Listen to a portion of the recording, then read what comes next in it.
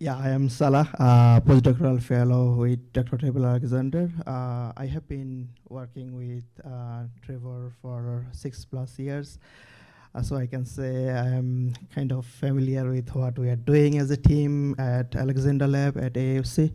Uh, I look forward to share the research we are doing on probiotics and all the other work we are doing at AAFC in Lethbridge. So let's get started. I will start my presentation with having some background information on probiotics, followed by the research findings, current research on probiotics in specifically on beef cattle. And then finally, I will talk about the research we are conducting at the Alexander Lab on probiotics and future research goal. It kind of a bit confusing. We listen a lot of biotics. So I thought let's put some basic microbiology 101 to start with. So we often learn about direct feed microbials, which is a dietary supplement containing microorganism which confer a performance and health benefit to the host, whereas the probiotic is a live microorganism when administered in adequate amount, confer a health benefit to the host. In terms of prebiotic, there's a complex compound in food that foster growth and activity of beneficial microorganisms such as bacteria or fungi, whereas the postbiotic is the preparation of non-live microorganism, mainly comes from the fermentation product of the microorganism. Sometimes a single organism can span a other biotic as well. The key feature here is probiotic has to be a live cell, and it has to enhance the beneficial effect. Whereas the prebiotic can be a cell wall extracted as a prebiotic, and the postbiotic is the fermentation end product, like I mentioned earlier. Usually probiotic typically considered for administration in feed. However, extra-intestinal development has also been researched, specifically in oral cavity, respiratory tract, skin, as well as in urogenital tract. So the question is how this probiotic works. So probiotic works mainly in 5 mechanisms. First, with competition for nutrients. Both probiotic and the pathogens share the same survival capacity. They share the same energy resources. So the probiotic is starving out the pathogens by taking the nutrients available there. The second one is they can work directly by producing some antimicrobial component like bacteriocin, which can act directly to pathogens. Third, it can act as a competitive exclusion, which is also called niche exclusion, where the probiotic can lay down in the intestinal cell layer, inhibiting the pathogens to bind on cell wall. It can also act as an immunostimulant by producing IgA, which is immunoglobulin. Also, it can enhance the T cell and macrophage activity. Finally, it can act as reducing the inflammation, forming a good environment for the cell wall. Let's come to the main point of interest where we're looking for how it works in beef cattle or specifically in GIT. The probiotic works in rumen by modulating fermentation as well as enhancing the fiber digestion. Sometimes in intestine, it can act as a competitive exclusion, also by immunostimulations. Recently, we are often hear about gut-lung axis, where a probiotic fed in the gut or in feed can enhance the activity in other sides of the body like lung through transfer of immune cells as well as metabolites to the lungs. This slide shows the common bacteria and yeast. To date has been researched mainly among the bacteria lactic acid producers, specifically lactic acid bacilli and enterococcus. Among the non-lactic acid producers, Bacillus species and Bifidobacterium are being researched widely. Among the yeast, Saccharomyces cerevisiae is the prominent one where the research has been conducted in the last decade. Let's start with some probiotic application and what research says about that. It's a live, this study evaluated a live yeast supplementation in feedlot heifers where they assess the health, BRD incidence, growth performance, and carcass outcomes in high-risk feedlot heifers. They included 1,274 high-risk beef heifers sourced from auction market calves. They split it in two groups, control groups having regular diet, whereas the probiotic group received 1 gram per day of Saccharomyces cerevisiae live yeast for the first 45 days on feed. And the result shows a promising activity of reduced BRD morbidity, increased growth, and lower cost. Earlier, Dr. Gunninger mentioned about the carcass quality and liver abscess. This research also found that supplementing probiotic can also significantly reduce the A+ liver abscesses. There is another study in Brazil that shows almost identical improvement regarding morbidity, increased growth, and efficiency. Now, like I mentioned in earlier slide, postbiotic is the fermentation product, and there have been a lot of studies going on with postbiotic, specifically for BRD or bovine respiratory disease. It showed reduced need for antibiotic, lower incidence of secondary bacterial infection, and lower gross pathology scores. Whereas in GIT, it reduced severity of diarrhea in pre-weaned calves, stabilized the ruminal pH, also reduced incidence of liver abscesses. This slide shows a meta-analysis of yeast product. This meta-analysis covered 27 articles conducted with some parameters where they evaluated the effect of performance, health, benefit, and physiological response of beef cattle. They included yeast probiotic, prebiotic, and postbiotic. And the results was, I would say, mixed. Although most of the paper shows increased performance due to better rumen health and nutrition, there are some health risks where they haven't found any significant difference between probiotic group versus the control group. This meta-analysis also showed that the probiotic group is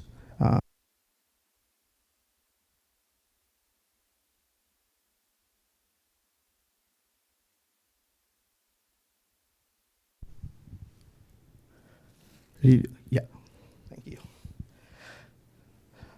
The probiotic group showed reduced severe liver abscesses as well as increased immune responses to antigens. However, not all yeast probiotic are the same. This meta-analysis also showed that impact on yeast on fiber digestion is strain dependent.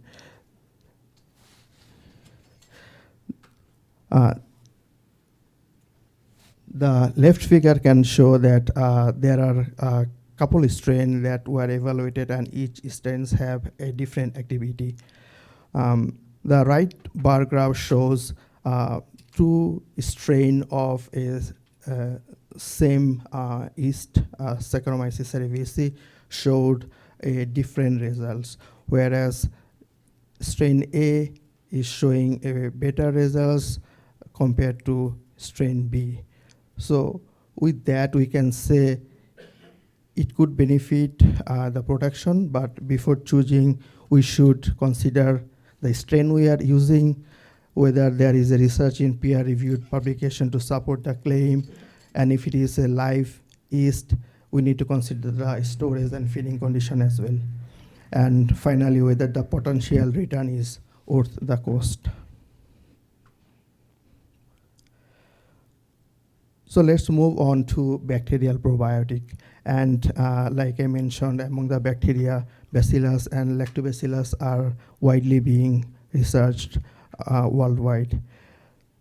This particular study evaluated therapeutic potential of Bacillus probiotics on growth performance, hormone levels, and gut microbiota in impaired calf. They picked two different probiotic in two treatment groups and the negative control group, which did not receive any probiotic supplementations. And the results was both the probiotic group showed significantly increased body weight feed intake and more efficient feed conversion when compared to the control group. This research also showed that significant elevation of hormone level, specifically the growth hormone and insulin-like growth factor compared to control, and increased abundance of beneficial bacteria and a decrease in suspected pathogens in the probiotic group when it was compared to control groups. We learned about all the beneficial effect of Bacillus. However, studies have also shown that a mixed effect, specifically for this study where Bacillus-based probiotic was supplemented in high-risk stocker calves during the 90-day grazing period, where there was no reduction in BRD clinical signs. Average daily gain was not significantly improved. However, the health outcome and productivity was enhanced compared to the control calves. So with all this knowledge gap, we as a research team asked what we can do to enhance the activity of these probiotics. So our research group is evaluating three routes. One, using probiotic as a vaccine adjuvant or a carrier. Secondly, we are developing an intranasal probiotics mixed with a couple probiotic bacteria. I will show in a bit about that. And also developing an bacterial therapeutics that can enhance the resilience against BRD. So I believe we all know how this works. Bovine respiratory disease or BRD is a multifactorial in nature, involving various pathogens, viruses, bacteria, as well as several stress factors, including pre-feedlot stressors and post-feedlot stressors.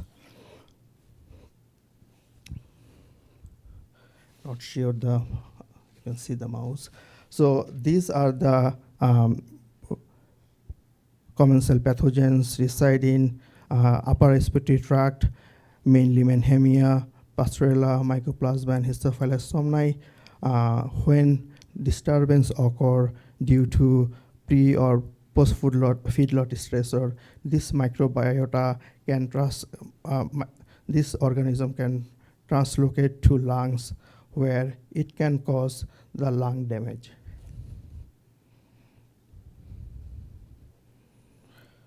So to start with, we asked what are the regular niche or the bacteria, BRD bacteria that colonize cattle, and when that happened.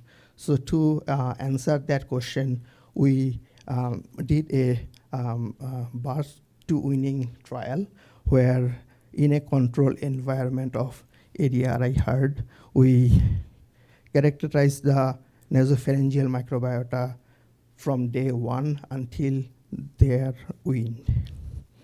And we have found that the lactobacilli, if you see day 1 is mainly the environmental bacteria. Lactobacilli showed by day 3, however, it was decreased by weaning.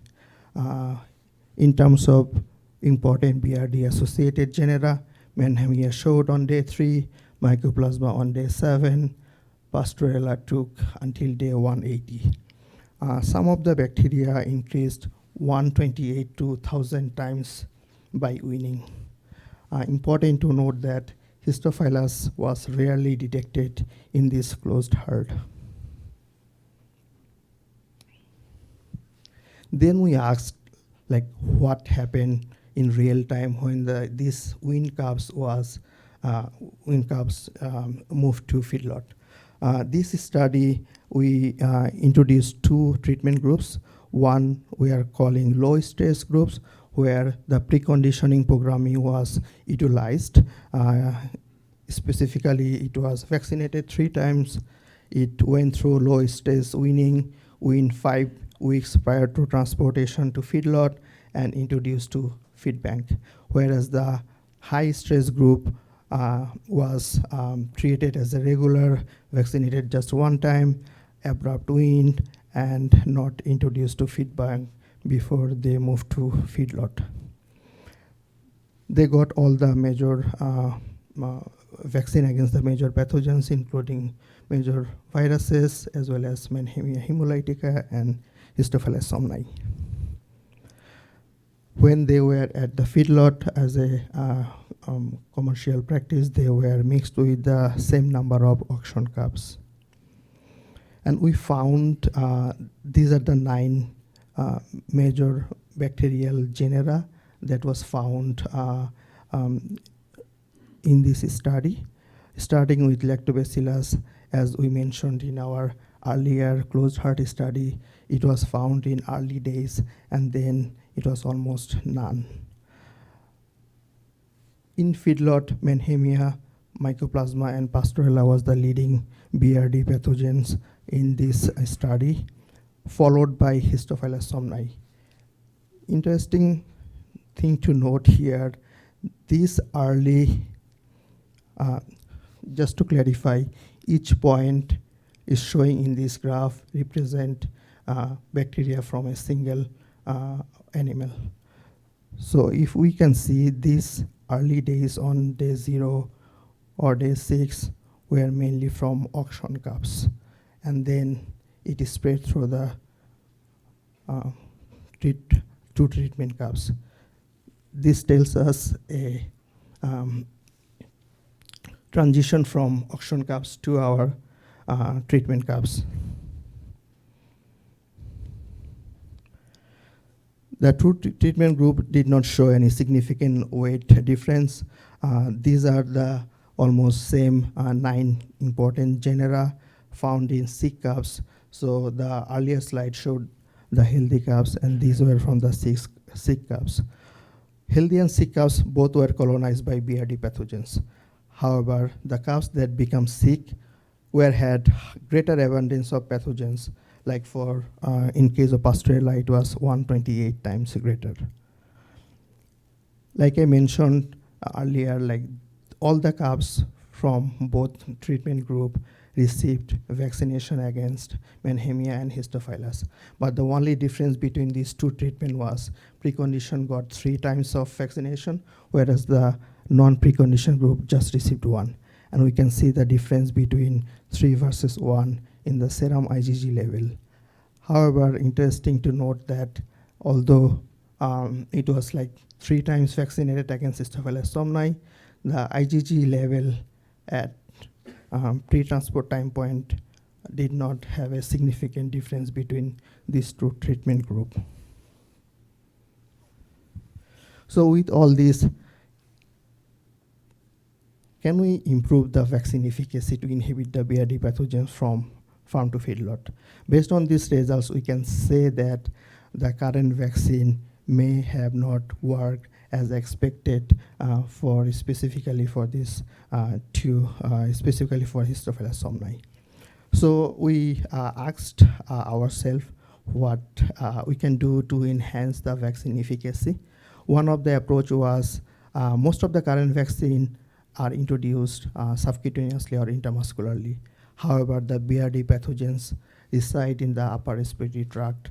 So a mucosal vaccine can enhance the efficacy, since the goal is to limit the proliferation in the mucosa or in the nasopharynx where they primarily colonize.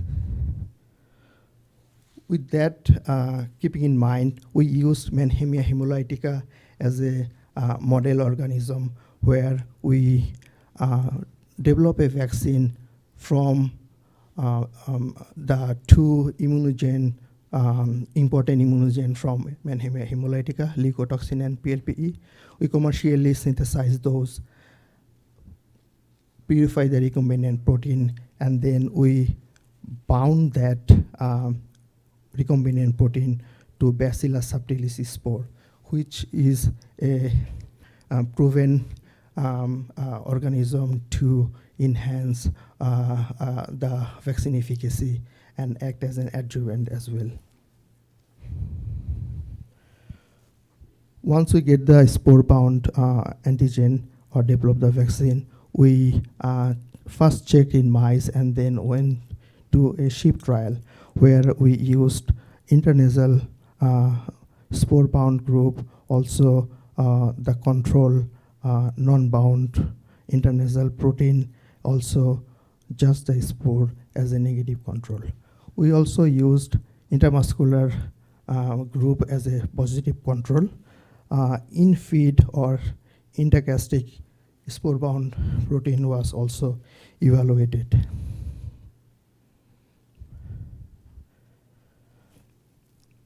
Except the intergastric or in-feed group, all the other treatment group received 2 vaccination doses, whereas the in-feed received 3. These are the sample we collected periodically every week.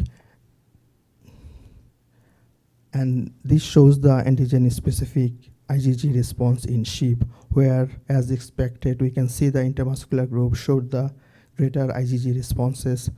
However, among the mucosal group, like intranasal, in-feed, the spore-bound intranasal group shows the better results compared to protein-only or spore-only group, or compared to the control group.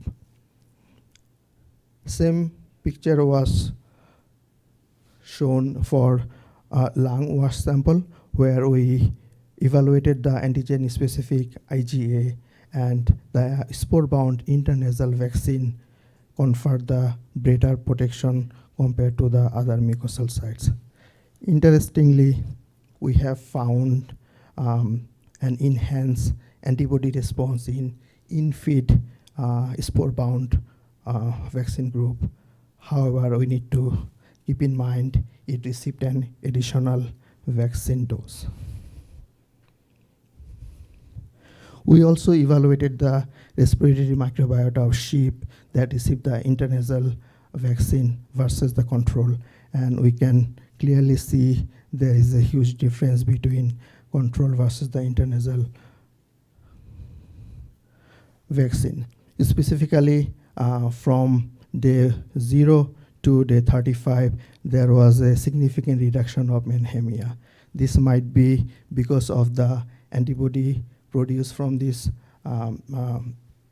vaccine group, and also might be an indirect innate immune activity from the spore that was part of the vaccine. So in short, from this sheep study, we can say that intranasal spore provided protection where Mannheimia hemolytica colonizes and induces lung infection, and in-feed spore vaccine induced protection in lung. The next step is to challenge the sheep or cattle to evaluate the effectiveness of this vaccine. Now, I showed a 3 route.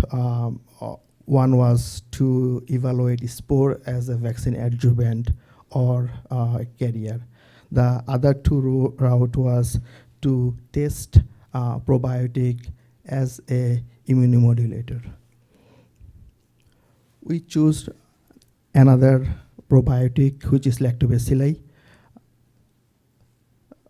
since it has shown that lactobacilli can correlated with cattle respiratory health. It can lower abundance of in respiratory sample, negatively associated in BRD pathogens in the upper respiratory tract. Lactobacillus was chosen just because of its GRAS status, generally regarded as safe. Therefore, there is no safety concern down the road, and it can have a easy route for approval. So we did a targeted approach for probiotic selection against BRD pathogen Mannheimia hemolytica. So what we did, we collected nasal swab from the healthy cattle. We isolated bacteria from the nasal swab from the healthy cattle. We tested those probiotic or specifically lactic acid bacilli found from those nasal swab tested against Mannheimia hemolytica. This shows the inhibition assay where the plate was covered with Mannheimia hemolytica, and this spot was for lactic acid bacilli. We also showed a binding in the turbinate cell with the lactic acid bacilli strain, and this shows the untreated versus the treated with the strain that we isolated from these healthy calves. In total, 6 strain was tested and used as a mixed probiotic. We call it as a bacterial therapeutics, and it was tested first in a challenge study where bacterial therapeutics was administered with Mannheimia hemolytica to see if there is any reduction of the Mannheimia hemolytica. The second was administered in a 8-month-old cattle in feedlot entry study, and the final one is a birth study where the newborn calves was introduced these bacterial therapeutics. First, the challenge study where 2 group was selected. One was challenged just with Mannheimia hemolytica. The other one was probiotic plus Mannheimia hemolytica. This slide shows the effect of probiotics on nasal colonization by Mannheimia hemolytica. We can see there is a huge reduction of Mannheimia hemolytica in probiotic plus Mannheimia group.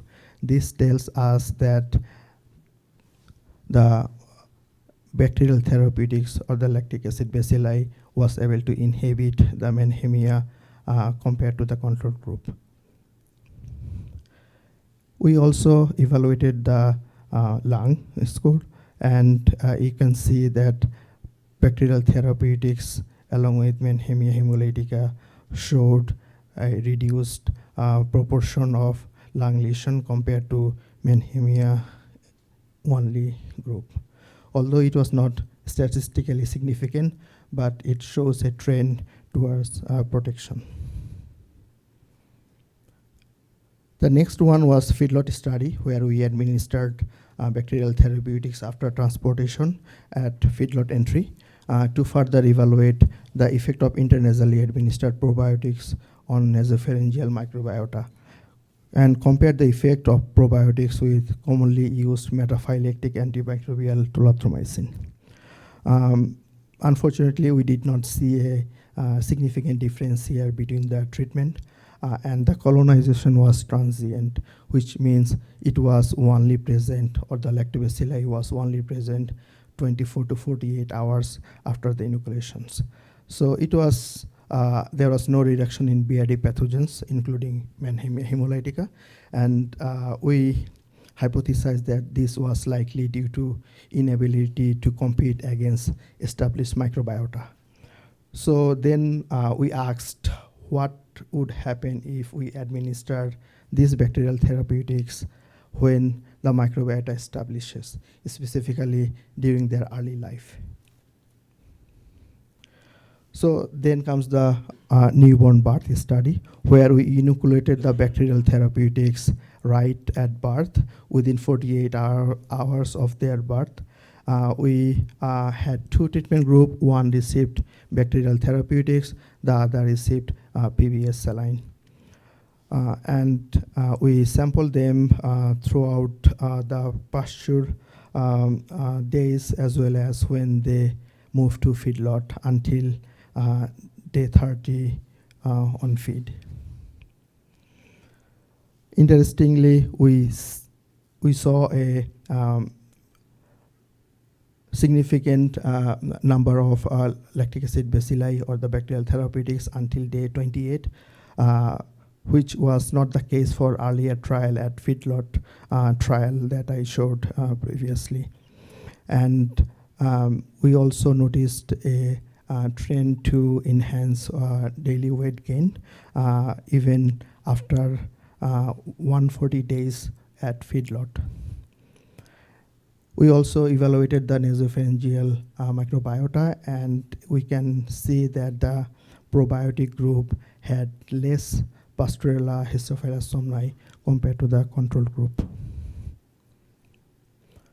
So with this trial, we can say that early life intervention may have most promise modulating the microbiota using lactobacillus, and we are currently testing in larger scale studies defining optimal number and time of dose.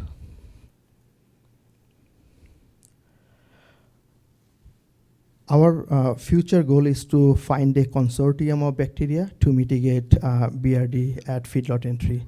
The challenge of modulatory respiratory microbiota in older calves at feedlot entry might be complicated by competition from already established microbiota. And probably this is why the newborn birth study showed a better results compared to the feedlot study. Then we hypothesized that instead of just 5 or 6 probiotic bacteria, how about if we can have a consortium where the hypothesis was a respiratory community will be more successful than a few species of a single probiotic bacteria like lactobacillus. We hypothesized this based on this human study where we know that fecal transplant in human was able to cure 90% for Clostridium difficile infections. We kind of think about similar approach, and what we did, we are trying to develop a probiotic consortium. Nasal swab was collected from cows and calves on 4 geographically distinct farms and or feedlots, and all of them were cultured, and to date we were able to bank 11,000 plus isolates and 217 species so far identified. And if we can see among them, the most prevalent BRD pathogens are there. Part of the development process is to see the inhibitory effect of the probiotic or the consortium that we found from the that many samples. To date, 1,150 isolates was found that inhibit one of the BRD pathogens. Some inhibit all major pathogens, including major 5. 77 inhibitor species was identified to date. This shows kind of a snapshot of what was found last year. Sorry, this was not updated, but this was a complex modeling and tissue experiment is the next step. This shows that Manhemia hemolytica was inhibited by this many organisms. Sometimes these bugs can inhibit each other, like Manhemia can inhibit it to Somni. Pasteurella embovis can be inhibited by Pasteurella multocide as well. So with all this, we can say that a final consortium would be an ideal solution where the final end product will be tested in vivo as well. With all this, we acknowledge all the collaborators, and last but not least, all the funding agency. Without their support, it would not be possible to do all this research. Thank you.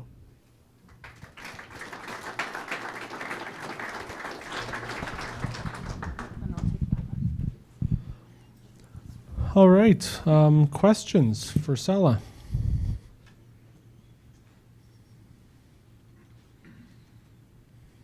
Too many tacos at lunch? So if I understand this correctly, you were finding some of those main pathogens also in healthy animals. So if you're trying to develop a respiratory tract community of normal microbes, would you think that would also include those pathogens? That's a good question. Yeah, this is why I showed the last slide where it is showing that each of these bugs are inhibiting each other. Yes, there is some further research need to be done at which level we can kind of incorporate the consortium. But we need to also remember that these BRD pathogens are part of the commensal organism in healthy cattle. So they are found in health status as well as sick status. So I believe we can incorporate those. And also we need to do some in vitro analysis before we go to the in vivo one.